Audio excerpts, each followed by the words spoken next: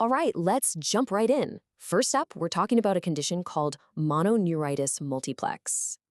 So, what exactly is this? Well, think of it this way.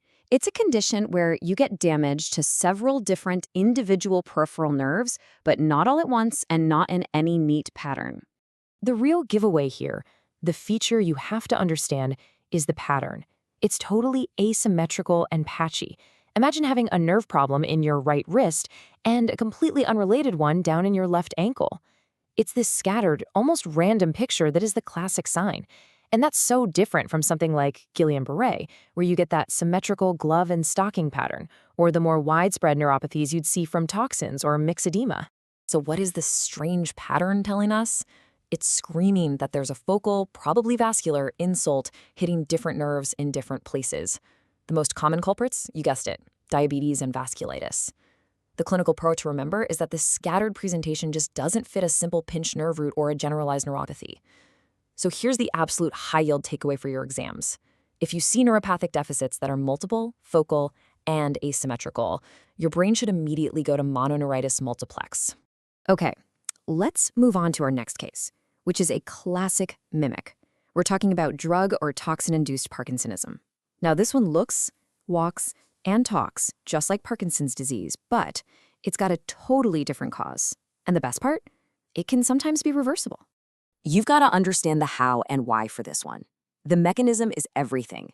It all starts with exposure to an offending agent. Think classic drugs like phenothiazines or toxins like manganese. Then, step 2, these troublemakers go and block or directly damage the dopamine pathways in the basal ganglia. And the result?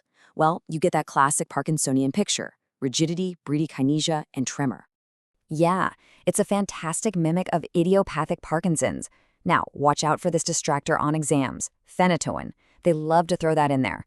But remember, phenytoin messes with the cerebellum, so you get ataxia, not Parkinsonism. And here's the clinical pearl you can't forget. This whole thing might be reversible if you can identify and stop the exposure early enough. So the high-yield takeaway is that the diagnostic logic is all about the mechanism.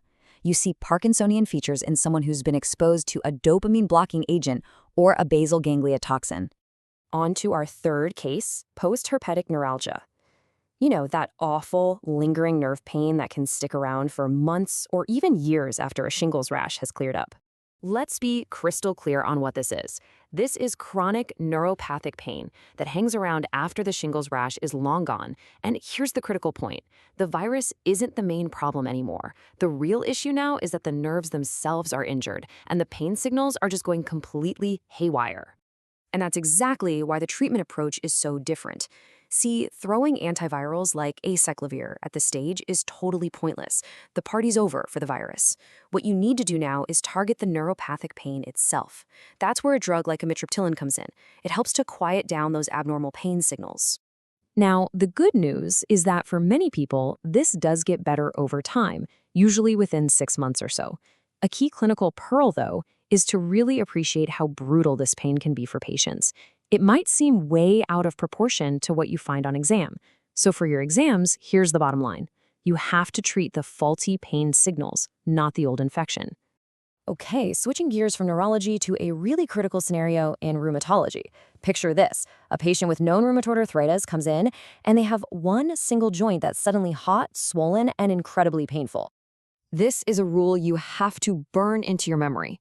An acute monoarthritis in an RA patient, especially if they're on steroids, is a septic joint until proven otherwise. No exceptions. You have to assume it's infected. So why the urgency? Well, these patients are just set up for trouble. Their joints are already damaged from the RA, and their immune system is often suppressed from steroids. And here's the huge trap. An RA flare can look exactly the same, which makes it dangerously easy to miss an infection. But if you delay that diagnosis, the consequences are disastrous. We're talking rapid joint destruction and life-threatening sepsis. So what do? Immediately. The first thing you do, no hesitation, is a joint aspiration. You have to get that fluid out for analysis and culture. Then, of course, you'll get blood tests and start broad-spectrum antibiotics right away if you're even a little bit suspicious. The high-yield reasoning, the thing you have to remember is this. In an immunosuppressed patient with a hot joint, it is always infection first, inflammatory flare second.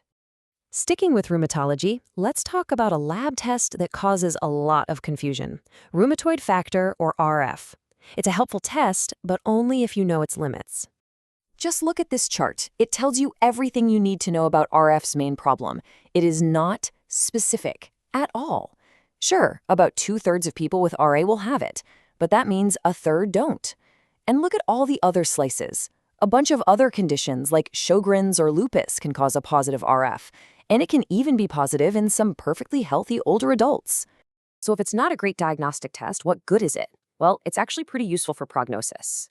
High levels of RF often point to a tougher, more severe type of RA, especially the kind that causes problems outside the joints, like rheumatoid nodules. But, and this is a big but, a positive test on its own does not diagnose RA. And here's a great clinical pearl. It's a terrible way to track day-to-day disease activity or response to treatment. So let's just boil it all down. The high-yield takeaway is this. Think of rheumatoid factor as a tool for prognosis and assessing severity, not as a specific yes or no test for RA or as a way to measure inflammation day to day. All right, for our final case, we're going to cover ankylosing spondylitis. The name tells you a lot of the story, right? Ankylosis means fusion, and spondylitis is just inflammation of the spine. So, inflammatory spinal fusion. This disease has a really classic way of progressing over time. It almost always kicks off with sacroiliitis. That's inflammation of the SI joints in the pelvis. That's your earliest clue. Then, as the body tries to heal that inflammation, it starts laying down extra bone that bridges the vertebrae. We call these syndesmophytes. And eventually, this leads to the endgame, fusion, creating that famous bamboo spine appearance you see on an X-ray. So what's actually happening at the microscopic level? The whole process is centered on the entheses. Those are the spots where ligaments and tendons plug into the bone. That's where the inflammation is. Now, what's interesting is that the disc spaces themselves are usually fine, which is a good way to tell it apart from regular degenerative arthritis. And don't forget, this process can also hit the joints where your ribs meet your spine, making the whole chest wall stiff and rigid. And that stiff chest wall, it leads to a super classic finding on pulmonary function tests. A restrictive pattern, because the lungs just can't expand properly. The clinical pearl here is to remember the order of events. First comes the inflammatory pain, then comes the bone formation and stiffness. And to wrap it all up, the high-yield exam point, the big triad you need to know is a stiff spine, reduced chest expansion, and evidence of sacroiliitis. You see that combo? You should be thinking ankylosing spondylitis.